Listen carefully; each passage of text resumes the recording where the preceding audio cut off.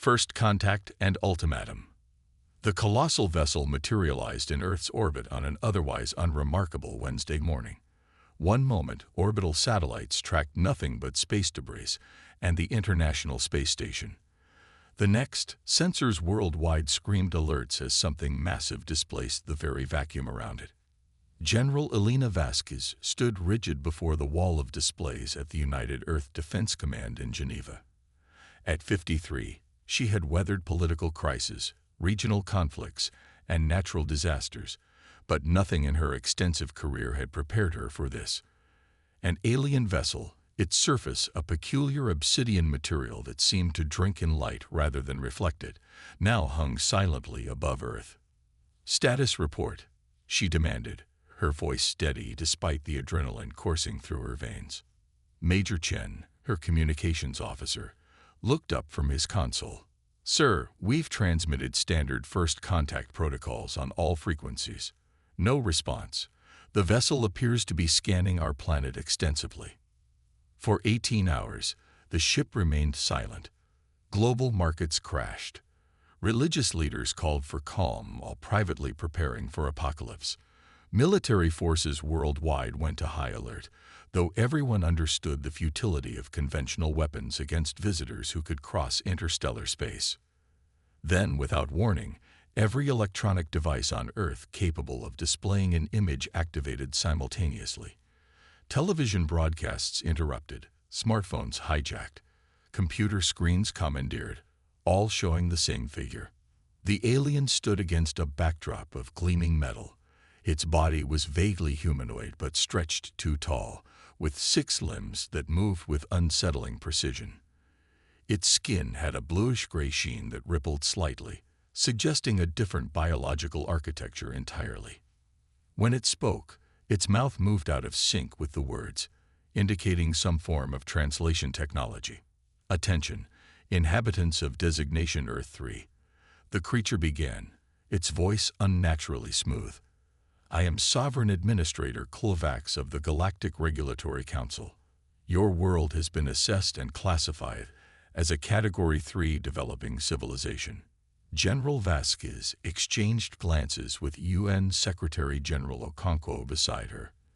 They had established an emergency command center beneath Geneva, bringing together Earth's top leaders, scientists, and military strategists. As per Galactic Council Directive 7219, the alien continued, "Category 3 worlds are required to submit annual tribute of 34% of planetary resources and submit to regulatory oversight. This is not a negotiation. You have 14 Earth rotations to acknowledge compliance and prepare initial resource processing zones." The transmission ended abruptly, replaced by scrolling technical specifications detailing exactly what resources were expected: minerals, gases, biological samples, water, and, disturbingly, a section labeled biological processing units, which the scientists quickly determined meant humans themselves. "They want us as slaves," Secretary-General Okonkwo said quietly. Within hours, the United Nations Security Council convened an emergency session. Representatives from all member nations gathered virtually, their faces grim as they reviewed the alien demands. "We must consider diplomatic solutions," the Chinese ambassador urged. "Perhaps negotiation is possible." "Negotiate what?" snapped the American representative. "They've made it clear this isn't a negotiation." General Vasquez listened silently. As military reports flowed in, smaller craft had begun deploying from the mothership, establishing positions in geostationary orbit above major population centers. A message was clear without being stated: resistance would be met with overwhelming force. In a secure sublevel beneath the main conference room, Dr. Imani Kumar led a team of xenolinguists, physicists, and information specialists in analyzing every scrap of data from the alien transmission. "There's something peculiar about their communication pattern," Dr. Kumar noted, highlighting waveform anomalies. "The translation algorithm they're using follows surprisingly predictable mathematical sequences." Dr. Takahashi, a quantum physicist, nodded in agreement. Their ship's energy signature shows similar patterns. For a species obviously advanced enough for interstellar travel, their approach seems formulaic. Over the next 3 days, as world leaders debated futile diplomatic responses and military options that would amount to suicide, the scientific team made breakthrough after breakthrough in understanding their visitors. Humanity offers different terms, Vasquez continued. We'd propose mutual recognition and peaceful coexistence. Your council will acknowledge Earth as a sovereign world, exempt from tribute requirements. In exchange, we will share our unique approach to quantum physics, an approach your civilization appears to have overlooked. Hours of tense negotiation followed. The Galactic Council representatives, initially dismissive, grew increasingly alarmed as they realized the full implications of humanity's technological breakthrough. A species they had classified as barely worth notice had bypassed their most sophisticated defenses. 3 days later, a new treaty was signed, the first equal agreement between Earth and an extraterrestrial power. The Galactic Council reclassified humanity as a unique development path species, a designation apparently created specifically for Earth. As the alien mothership prepared to depart, Sovereign Administrator Kovacs requested a final meeting with General Vasquez. In 10,000 cycles, no Category 3 civilization has ever refused tribute, the alien admitted. You have altered Council protocols permanently. That's what humans do, Vasquez replied. We adapt. We innovate. We refuse to accept limitations imposed by others. The alien's translator rendered what might have been a sigh. The Council underestimated your species' capacity for unpredictable development. This will not happen again. See that it doesn't, Vasquez said with the hint of a smile. Because next time, our answer might not be as polite as no. As the massive ship disappeared into the upper atmosphere, humanity faced a new reality. They were no longer alone in the universe, and the universe now knew that humans would not be easily categorized, controlled, or conquered. Earth's response to the Galactic Council's demands had been simple but profound. A single word that carried the weight of humanity's defining trait: defiance in the face of impossible odds. No other response would have been more human. In the decades that followed, Earth established diplomatic relations with 17 other spacefaring civilizations. Human quantum physics revolutionized interstellar travel. The Galactic Council, shaken by their miscalculation, reformed their classification system.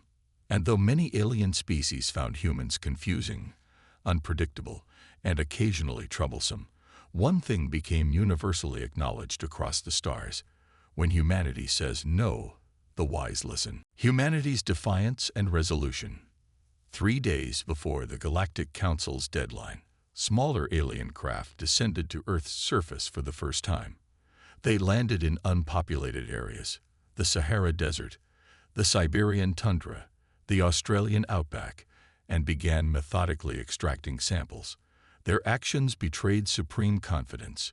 They operated as if human interference was inconsequential. In the command bunker beneath Geneva, General Vasquez watched the reconnaissance footage with grim satisfaction. They're not even bothering with security protocols.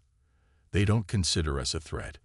That's consistent with their behavioral patterns, Dr. Kumar confirmed. In their hierarchy, Category 3 civilizations have never mounted effective resistance. The plan, codenamed Operation Prometheus, entered its final phase.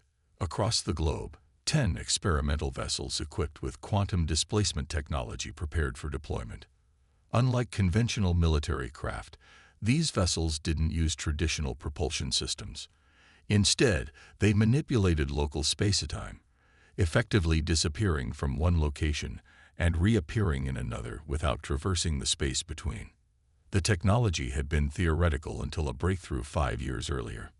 Now, it represented humanity's one advantage, an approach to physics the aliens apparently hadn't explored.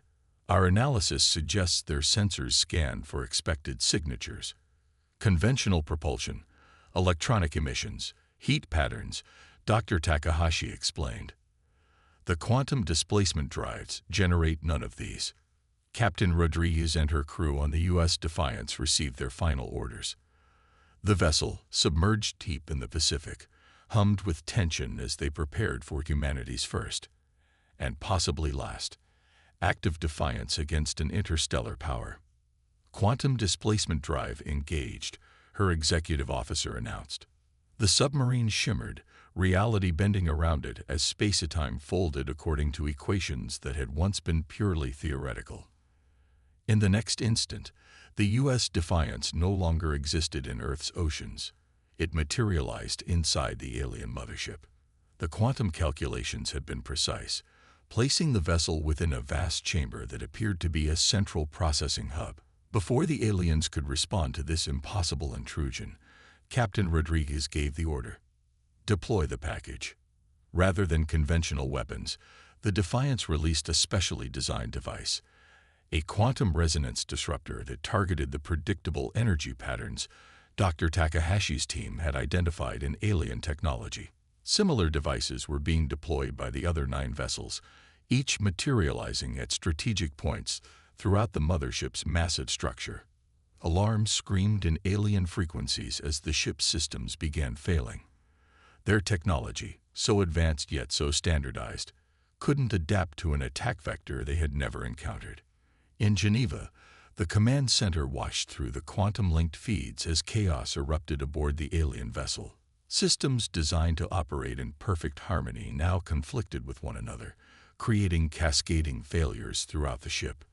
The sovereign administrator's face appeared on communication screens worldwide, its composed demeanor now replaced with what humans recognized as shock, despite the alien physiology.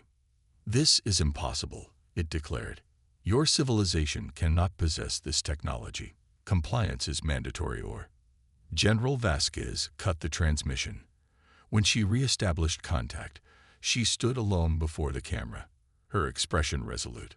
"Sovereign Administrator," she began, "humanity acknowledges your classification system and has prepared our response to your demand for tribute."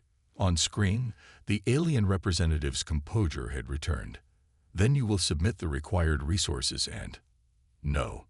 The simple word hung in the silence that followed. "That is our answer," General Vasquez continued. "One word, universal across human languages. No, we will not submit. We will not provide tribute. We will not accept classification by your council." The alien's secondary limbs twitched in what xenolinguists later identified as extreme agitation. "This is unprecedented. Category 3 civilizations cannot." "We just did," Vasquez interrupted. "Our vessels are currently inside your mothership, utilizing technology your sensors couldn't detect. We have disabled your primary systems without destroying your vessel. We could have, but chose not to." The alien fell silent, its vertical pupils dilating.